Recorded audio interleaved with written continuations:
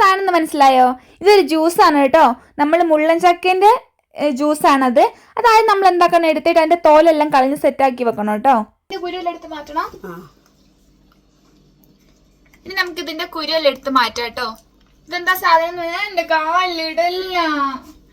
ഇതെന്താ സാധനം എന്ന് മനസ്സിലായോ? നമ്മൾ ഞാൻ കഴിഞ്ഞ പ്രാവശ്യം വന്നപ്പോൾ പറിച്ച മുള്ളൻ ചക്കല്ലേ, ആ ചക്കയാണ്. അത് പഴുത്തിട്ടുണ്ട്. അതിന് നമുക്ക് ഇതിൻ്റെ തോലെല്ലാം ഇങ്ങനെ പീൽ ചെയ്ത് കളയണം, പറിച്ച് വിരിച്ചെടുക്കണം.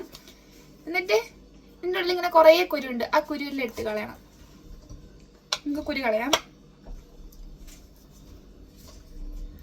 ഇതടിക്കുമ്പോൾ പോവില്ല അമ്മച്ചി, ഇതെനിക്കറിയില്ല. അതിൻ്റെ ഉള്ളിലത്തെ എല്ലാ കുരു എടുത്ത് കഴിഞ്ഞിട്ട് എന്താക്കണം, നിങ്ങൾക്ക് എത്രയാണോ മധുരം ആവശ്യമുള്ളത് അതിനനുസരിച്ച് കുറച്ച് ഷുഗർ ആഡ് ആക്കുക കേട്ടോ. അതും ഈ ചക്കയെ മാത്രം ആദ്യം ഇട്ട് ക്രഷ് ചെയ്ത് എടുക്കണം കേട്ടോ. അത് കഴിഞ്ഞിട്ട് ജസ്റ്റ് ഒന്ന് ക്രഷ് ആയതിൻ്റെ ശേഷം ആവശ്യത്തിനുള്ള പാലെടുക്കുക. നിങ്ങൾക്ക് കട്ടിയിലാണ് വേണ്ടതെങ്കിൽ കുറച്ച് പാലെടുത്താൽ മതി. പക്ഷേ കുറച്ച് ലൂസായിട്ടാണ് വേണ്ടതെങ്കിൽ നല്ലോണം പാലെടുത്ത് അടിക്കണം കേട്ടോ. ഇതിൽ വെള്ളം ആഡ് ആക്കരുത് കേട്ടോ, പാലിനാണ് ആഡ് ആക്കേണ്ടത്. അപ്പം നമ്മളെ ജ്യൂസ് ഇവിടെ റെഡി ആയിട്ടുണ്ട്. നമുക്ക് ജസ്റ്റ് ഒന്ന് സെർവ് ചെയ്യാം. നല്ല ഹെൽത്തി ആയിട്ടുള്ള ഒരു ജ്യൂസാണ് കേട്ടോ. നമുക്ക് എപ്പോൾ വേണമെങ്കിലും കുടിക്കാം.